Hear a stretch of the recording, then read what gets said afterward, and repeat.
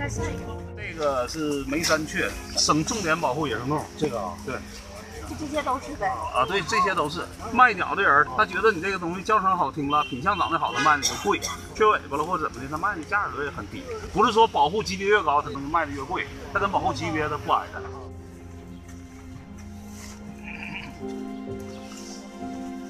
也提倡我们老百姓不要放生，不当的放生就是杀生一样。你南方的迁徙鸟类的物种，现在你放生，那就是杀害野生动物本身，实质你还没达到你本身的目的。